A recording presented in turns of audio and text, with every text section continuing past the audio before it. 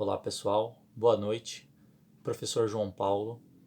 Vou falar mais um pouquinho para vocês sobre o atendimento ao politraumatizado.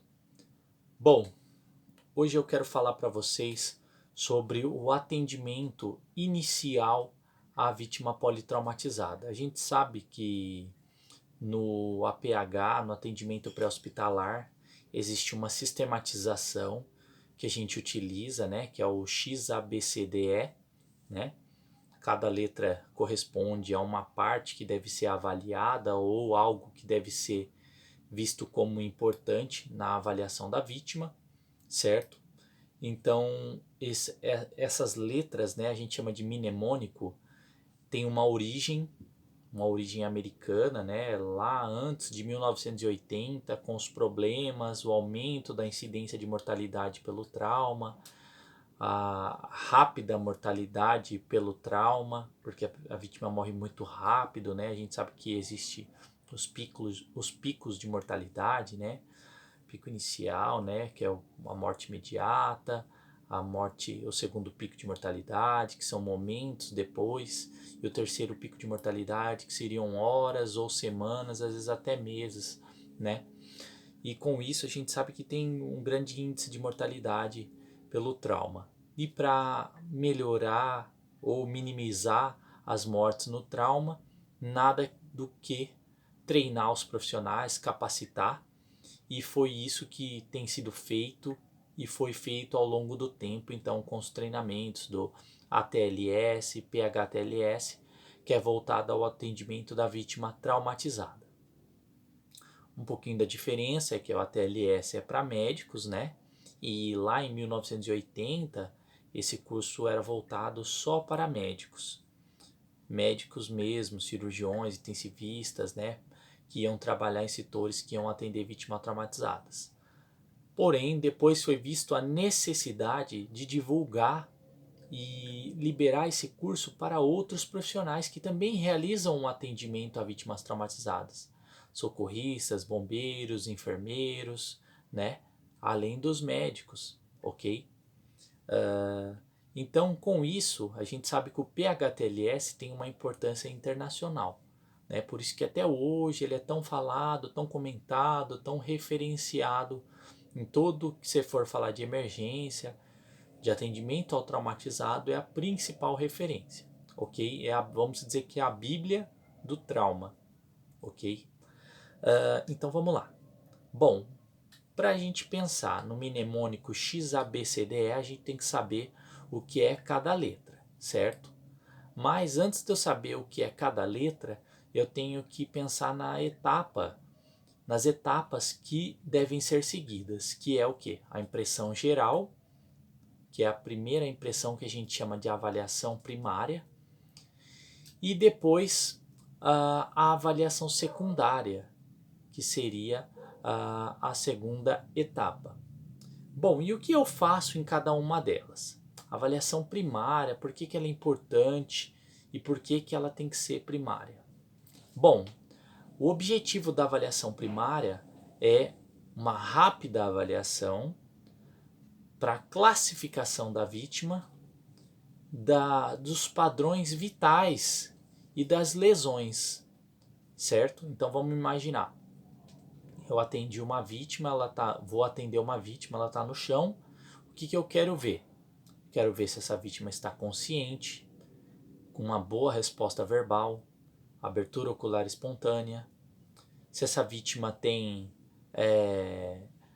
padrão respiratório satisfatório, espontâneo, abertura de vias aéreas, tem uma boa, né, entrada e saída de ar, se ela não tem sinais de choque ou hemorragia, certo? Que uma coisa, no caso a hemorragia, vai levar ao choque, ou o trauma pode levar ao choque também, né? No caso um choque neurogênico. Mas nesse momento, qual o objetivo? Classificação da vítima, se é uma vítima grave ou não, se os padrões vitais, qual é a qualidade desses padrões vitais, que a gente fala que é os mais importantes, respiração e circulação, certo? Então eu quero saber se tem uma boa entrada de ar e saída, se não tem obstrução. Eu quero saber se tem uma boa expansibilidade pulmonar, se está no ritmo, está no ritmo certo, está com uma boa expansibilidade, se não tem sinal de fratura. Da via aérea, esqueci de falar, se não tem engasgo, né? Se não tem obstrução das vias aéreas ou alguma deformidade. Na letra C, né, no caso da parte da circulação, questão da parte hemodinâmica, que é o que? A circulação, a perfusão, a oxigenação através do sangue, tá? Então essa vítima teve fratura, como é que tá? Tem sangramento? Ela está apresentando palidez, pele fria, pegajosa, taquicardia, qualquer outra informação que me indique, né, uma alteração hemodinâmica. Se tudo estiver dentro da normalidade, ok. Só que isso tem que ser feito rapidamente, em aproximadamente 1 minuto. Então, em 1 minuto, eu preciso ter o quê? Essa sistematização em mente e saber o que avaliar para que eu classifique a minha vítima. E os próximos minutos eu pense no tratamento dos problemas que eu identifiquei para eu poder salvar essa vítima o mais rápido possível e pensar no tratamento melhor para ela, sem perder tempo, ok? Então, avaliação primária, objetivo: avaliar qualitativamente os padrões vitais, né, respiração, perfusão, nível de consciência e a gravidade da vítima, tá? Depois eu tenho a avaliação secundária. A avaliação secundária, e aí eu vou avaliar o quê? Vou fazer um exame físico, vou pensar no histórico da vítima, né? O histórico da vítima é alergia, doenças, o que pode ter causado algumas complicações, né?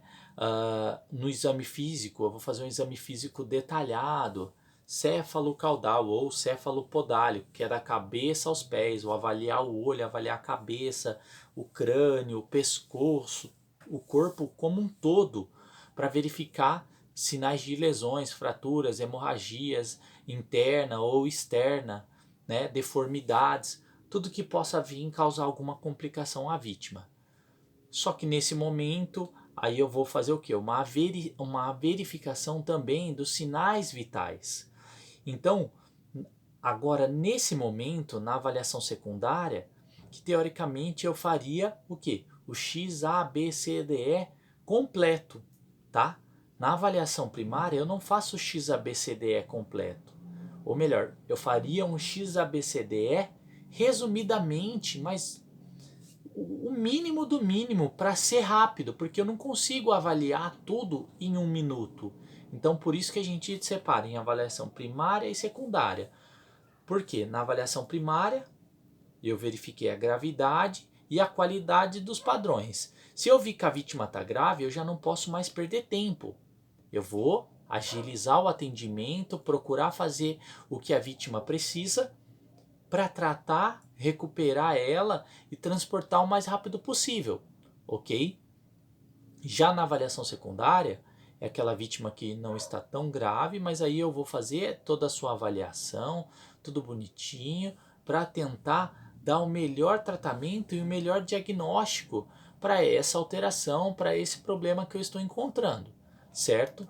Então, com essas duas etapas, eu consigo fazer uma boa abordagem. Agora, o que é o XABCDE? Vamos lembrar.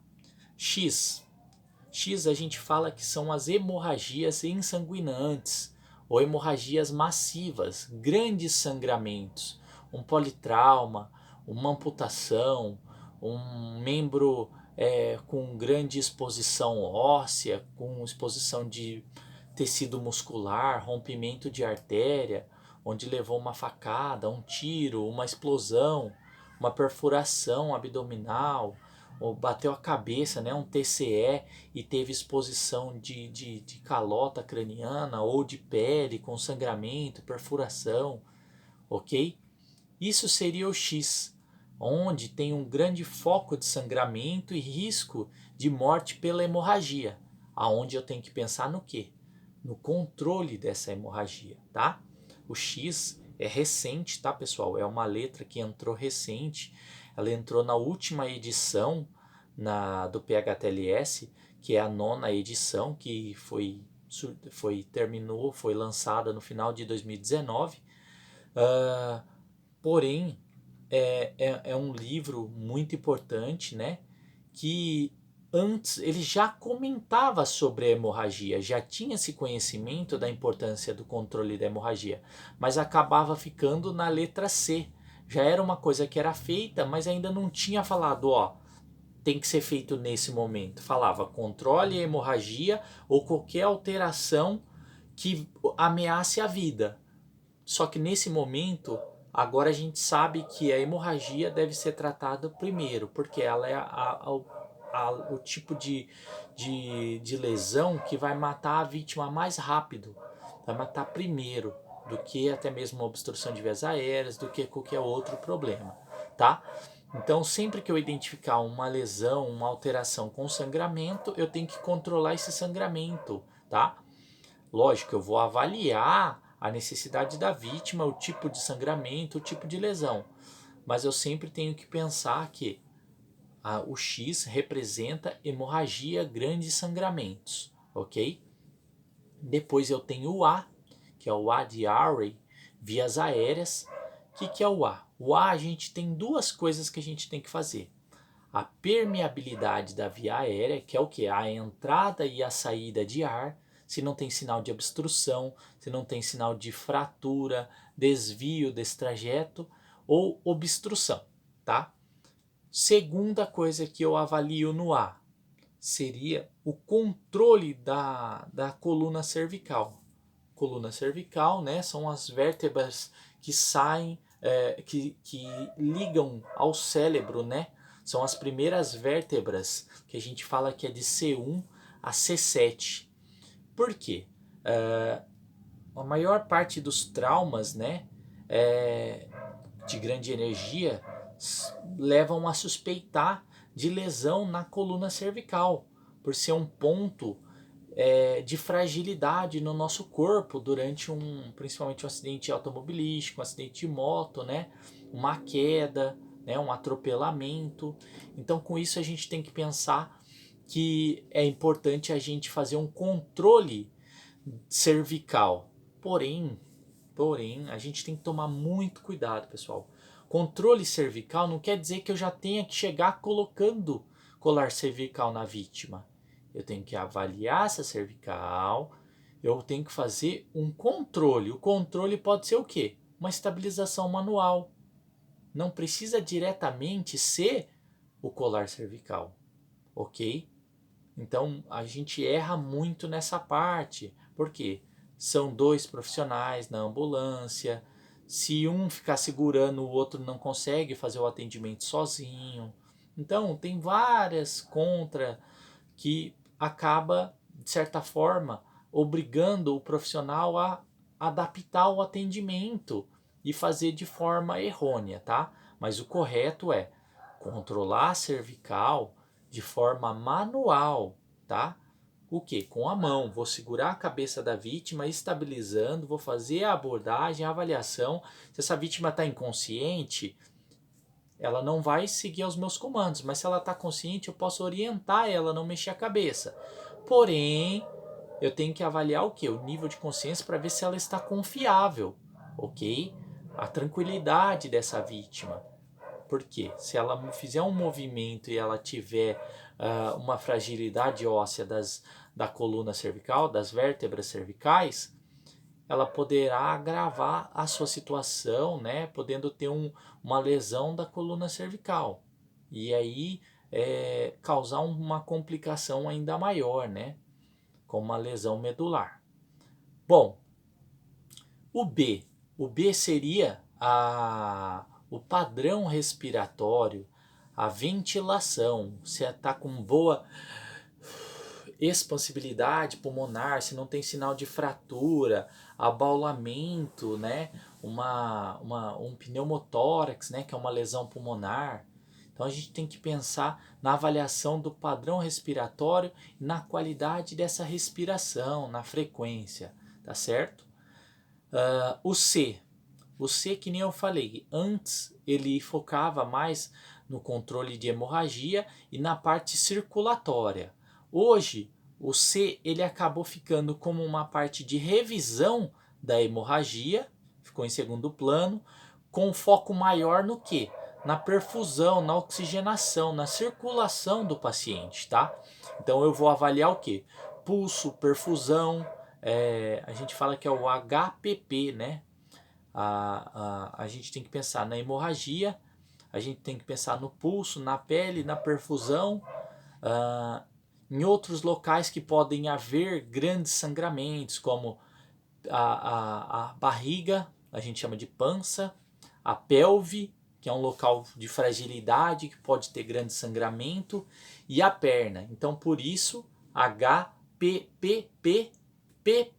mais 3 P's. Então, H de hemorragia, ou hipotensão, né? Que uma coisa pode ser tá ligada à outra. Os 3 primeiros P, pele, pulso e perfusão, que é o tempo de enchimento capilar, que pode indicar uma má circulação, né? Sinal de choque, ok? Os outros 3 P's, que nem eu falei, pança, pelve, que seria o quadril, né? E pernas, ossos longos, né? Principalmente uma fratura de fêmur, pode indicar uma grande hemorragia, ok? E lembrar que o C é onde eu reviso o controle de hemorragia. Se eu peguei uma vítima que tinha sangramento, já fiz um curativo compressivo, um método de controle de hemorragia, no C eu tenho que reavaliar. O D seria então a parte neurológica, ou disability, né?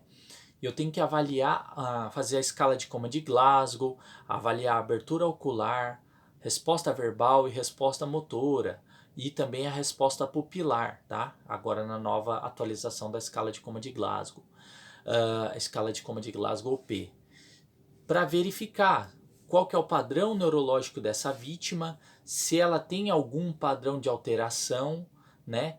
Lembrando que a escala de coma de Glasgow é uma tabela que tem pontuação, né? Seria de 0 a 15, tá? Onde eu vou avaliar essas 3 respostas, classificar, tentando ter a melhor resposta, que seria 15, uma vítima normal, e uma vítima com uma baixa pontuação, que no caso a menor nota seria 3, tá? A vítima que não tem abertura ocular é 1, a vítima que não responde é 1, e a resposta e a não movimentação e nenhum reflexo motor é 1 também. Então, no caso, a menor nota é 3, tá?